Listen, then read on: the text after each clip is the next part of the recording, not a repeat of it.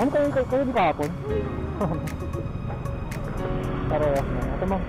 Sa workout.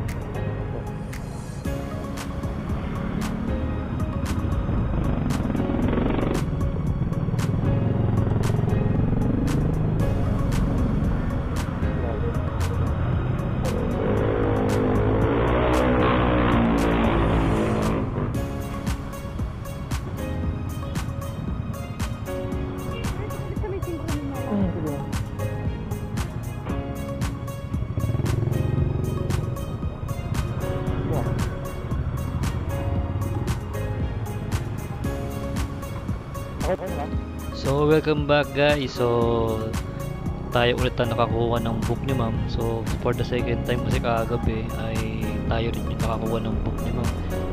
So siguro sakto lang din yung pag-out natin sa trabaho tapos yung pagpasok ni ma'am, pag-book niya. Tinanong ko pala si ma'am kung palagi bang ganito yung oras ng pagpasok niya kasi para at least sakto yung pag-out natin sa trabaho at yung pag-book niya para makakuha tayo ng pinamano kasi malaking bagay yun yung may pinamano tapos ang tambayan ko pa is yung Northgate and Philippine Best. So doon ako nagsimulang maghanap ng booking para hindi rin sayang yung pagpunta natin ng Northgate or Philippine Best. At least meron tayong pasayara papunta rin. Naisip ko nga sana na sabihin kay ma'am na kontratahin na lang siya na ganung oras, kaso iniisip ko na paano pag ayoko bumiyahe.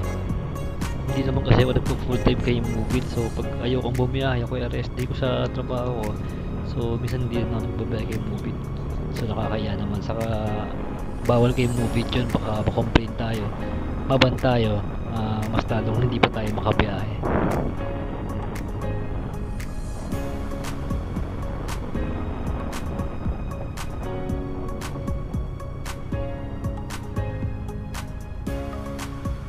So ito guys, papunta na tayo Northgate.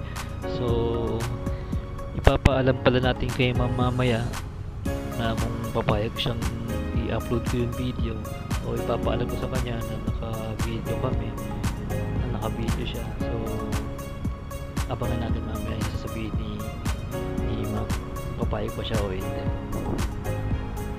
Sisingit sana ako dito kaso alang-alang baka matakot yung customer. So inantay ko lang muna ng babante yung dalawang motor nito niya saka tayo mabante. So sakto nag-go ito, binusinahan tayo sa likod. Akala ko ako yung binubusinahan, yung pala yung nasa unahan ko kasi ang tagal niyang mabante. So ito, sabihin natin mamaya kay customer na naka-video siya. So baka kasi makita niyo yung video yung na-upload natin kagabi. So nakakaya. So ipapahal natin sa kanya na naka-video siya for vlog sa Facebook.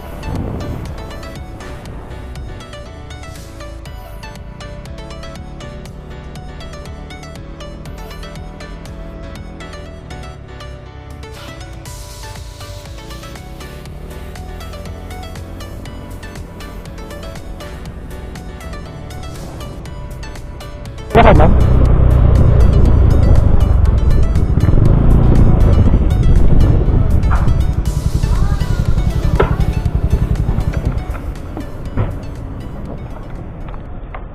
Parang kahapon lang parehas. Kaya nga. Hindi ka siya. Sige lang. 0956 925 7814.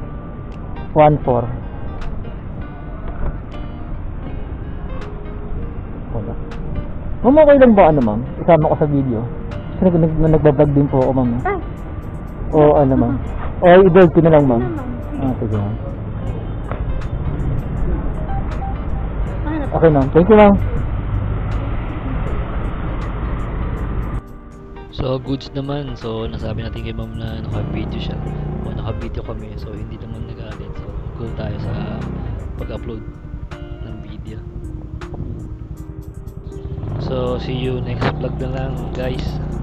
Thank you.